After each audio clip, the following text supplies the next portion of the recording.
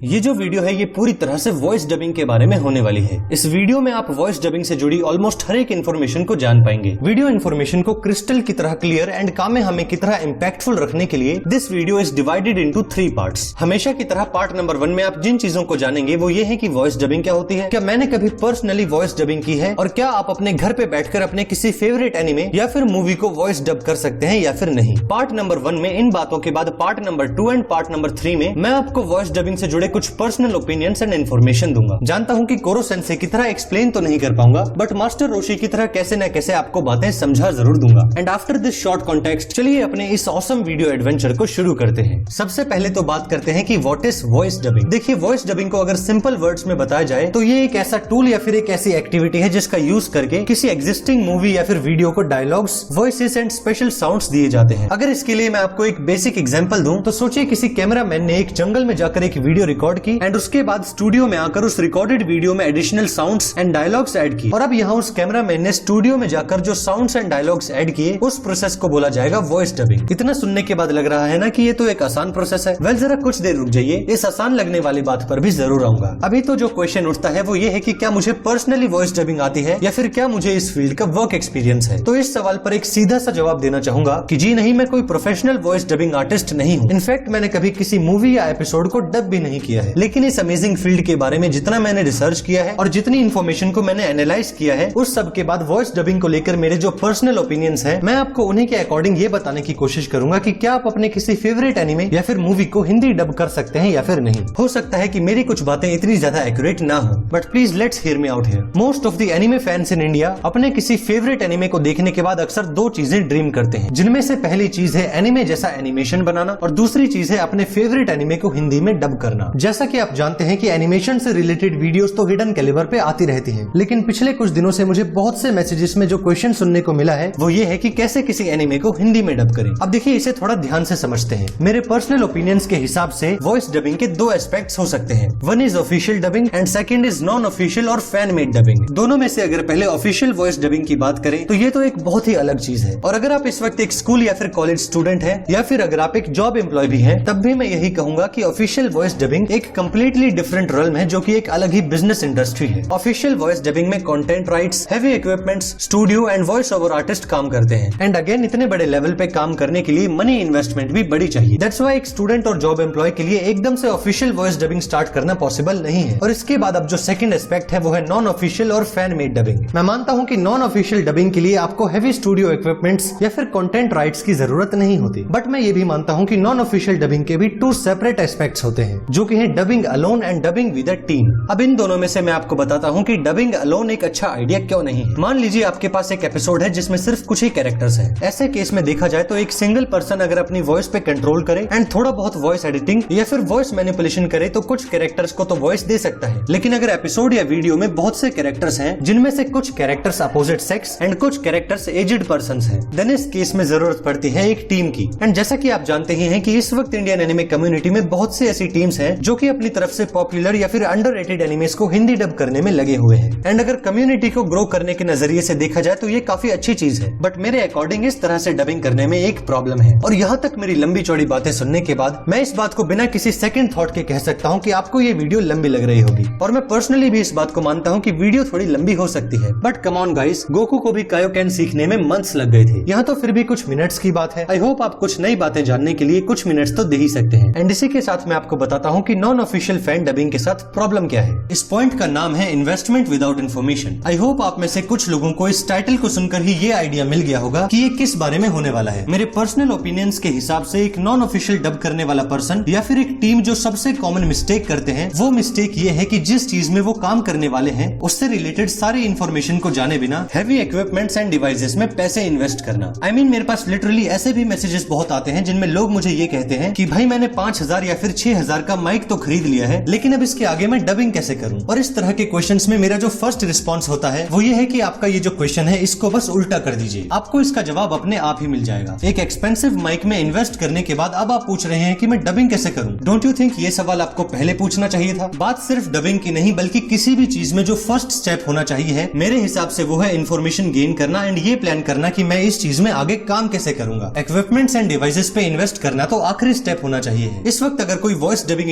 Interested person या फिर एक टीम इस वीडियो को देख रही है तो मैं आपको बस एक ही सजेशन देना चाहूंगा कि आप किसी एक्सपेंसिव माइक या फिर स्टूडियो में इन्वेस्ट करने से पहले वॉइस डबिंग को किया कैसे जाता है, sound editing and voice manipulation क्या होता है, किस तरह से डायलॉग्स को बोला जाता है एंड किस तरह से अपनी वॉइस को कैरेक्टर्स के अकॉर्डिंग शेप एंड फील दी जाती है, इस बारे में रिसर्च कीजिए एंड जितना हो सके इन्फॉर्मेशन को गेन करने की कोशिश कीजिए। मान लीजिए अगर आपने एक एक्सपेंसिव माइक खरीद भी लिया लेकिन अगर आपको वॉइस रिकॉर्डिंग एंड एडिटिंग के बारे में कुछ भी नहीं पता है, तब चाहे आपने 20,000 का माइक भी क्यों न खरीदा हो, बिना साउंड एडिटिंग स्किल्स के आप उस माइक्रोफोन का ट्रू पोटेंशियल कभी भी यूज नहीं कर पाएंगे। इसीलिए मैं यही कहूंगा कि अगर आप वॉइस ओवर आर्टिस्ट की इस फील्ड में इंटरेस्टेड हैं, देन आप स्टार्टिंग डेज में 800 to 1000 के माइक्रोफोन का यूज करके भी एक डिसेंट क्वालिटी वॉइस रिकॉर्ड कर सकते हैं। और रही बात कि किस तरह से डायलॉग्स बोलने हैं एंड किस तरह से कैरेक्टर्स के अकॉर्डिंग स्टोरी टेलिंग होती है, इसकी प्रैक्टिस करने के लिए एक सजेशन देते हुए मैं आपको लेकर चलता हूँ last but not least point पर। इस पॉइंट को शुरू करने से पहले मैं आपको एक बार और बताना चाहूंगा कि मैं कोई प्रोफेशनल वॉइस ओवर आर्टिस्ट नहीं हूँ एंड इससे आगे जो भी टिप्स एंड सजेशंस मैं आपको देने वाला हूँ वो सिर्फ मेरे पर्सनल ओपिनियंस हैं। तो अब बात करते हैं लर्निंग की। एक पर्सन जो कि वॉइस डबिंग में इंटरेस्टेड है लेकिन उन्हें ये पता नहीं है कि अपनी वॉइस को ट्यून कैसे करें एंड वॉइस ओवर करने की प्रैक्टिस कैसे करें, इसके ऊपर सबसे पहला सजेशन जो मैं देना चाहूंगा वो है रीडिंग। आपको वॉइस ओवर करने से पहले डायलॉग्स एंड स्क्रिप्ट्स को पढ़ना आना चाहिए और ऐसा करने के लिए मैं आपको सजेस्ट करूंगा कि आप स्टार्टिंग में किसी भी 4 जॉनरास की बुक्स या फिर स्टोरीज को सिलेक्ट कीजिए, जिनमें एग्जांपल के लिए अगर मैं बोलूं तो horror, comedy, fantasy and drama genres हो सकते हैं। इसके बाद आपको ये करना है कि आपको ईच जॉनरास की स्टोरीज को उसी के अकॉर्डिंग बोल बोलकर पढ़ना है। फॉर एग्जाम्पल अगर आप हॉरर स्टोरी पढ़ रहे हैं तो आपको उस स्टोरी की हर एक लाइन को इस तरह से बोलना होगा जैसे किसी हॉरर मूवी में बोला जाता है, और ठीक ऐसे ही कॉमेडी स्टोरीज को लाइट फील के साथ पढ़ना है। ऐसा करने से आपको ये पता चलेगा कि किस लाइन पे एंड किस वर्ड पे कैसे बोलना है एंड अपनी वॉइस को उस लाइन और वर्ड के अकॉर्डिंग ट्यून कैसे करना है। जब आपको लगे कि हाँ अब मैं सिलेक्टिव जॉनरास को उन्हीं की फील में नरेट कर पा रहा हूँ, देन आपको उसी बुक या फिर स्टोरी के एक पार्ट को उसी के फील में रिकॉर्ड करना है एंड उस पे लोगों का फीडबैक जानना है। अपने रिकॉर्डेड ऑडियो पे लोगों का फीडबैक जानने से 2 चीजें होंगी। पहली तो ये कि आपके अंदर जो शाइनेस यानी शर्म होगी वो कम होगी एंड दूसरा आपको लोगों से कंस्ट्रक्टिव फीडबैक जानने को मिलेगा जिसका यूज करके आप अपनी वॉइस को और भी ज्यादा इंप्रूव कर पाएंगे। एंड अगेन स्टार्टिंग में रिकॉर्डिंग के लिए जरूरी नहीं है कि आप एक एक्सपेंसिव माइक खरीदें। आप स्टार्टिंग के लिए अपने स्मार्टफोन में रेकफोर्ज 2 नाम की एक ऐप का यूज कर सकते हैं जिसमें आप फोन में ही अपनी वॉइस में noise reduction and basic editing कर सकते हैं। रेकफोर्ज 2 से रिलेटेड थाउजेंड्स ऑफ ट्यूटोरियल्स आपको यूट्यूब पे फ्री में मिल जाएंगे। And for an additional information, इस वीडियो को रेकफोर्ज 2 ने स्पॉन्सर नहीं किया है। इसके बारे में मैं आपको बस इसीलिए बता रहा हूँ क्योंकि हिडन कैलिबर के स्टार्टिंग डेज में मैंने भी अपनी फर्स्ट 20 वीडियोस इसी ऐप से रिकॉर्ड की थी और ये एप्लीकेशन वाकई में बहुत ही ज्यादा ऑसम है। आई होप यहाँ तक इस वीडियो को देखने के बाद आपको वॉइस डबिंग के एलिमेंट्स के बारे में कुछ नई बातें जानने को मिली हो। और ऐसे ही इंटरेस्टिंग बातों के साथ कुछ ऐसे काम होते हैं जो कि हमारे लिए बहुत ही ज्यादा इंपॉर्टेंट हो सकते हैं। And I can totally understand कि आपके पास भी ऐसे ही कुछ इंपॉर्टेंट काम जरूर होंगे, लेकिन अगर आपको इस वीडियो में बताई इन्फॉर्मेशन और मेरे कुछ ओपिनियन सही लगे हैं या फिर आप अपनी तरफ से अपने कुछ ओपिनियंस को इस वीडियो की इन्फॉर्मेशन में ऐड करना चाहते हैं, then it's my humble request कि आप अपने उन सभी ओपिनियंस को कमेंट करके मेरे साथ जरूर शेयर कीजिएगा। आपकी तरफ से सिर्फ एक कमेंट एंड एक लाइक करने की वजह से मुझे पर्सनली बहुत से ऑसम ओपिनियंस को पढ़ने का मौका तो मिलेगा ही, बट सिर्फ एक लाइक एंड एक कमेंट करने की वजह से इस वीडियो पे लगे एफर्ट्स को एक बहुत ही ऑसम सपोर्ट भी मिलेगी जो कि इसके इन्फॉर्मेशन को और भी बहुत से लोगों तक पहुंचाएगी। इसके साथ ही अगर आपको इस वीडियो और हिडन कैलिबर का कंटेंट सही में अच्छा लग रहा है, देन इस तरह के और इससे भी ज्यादा इंप्रूव्ड वीडियोस को देखने के लिए हिडन कैलिबर नाम के इस यूट्यूब चैनल को सब्सक्राइब करने के बारे में जरूर सोचिएगा। और अब इन दी एंड इस वीडियो को यहाँ तक देखने, मेरी कुछ बातों को सुनने और हिडन कैलिबर को अपना ऑसम सपोर्ट देने के लिए आप सभी को थैंक यू सो मच।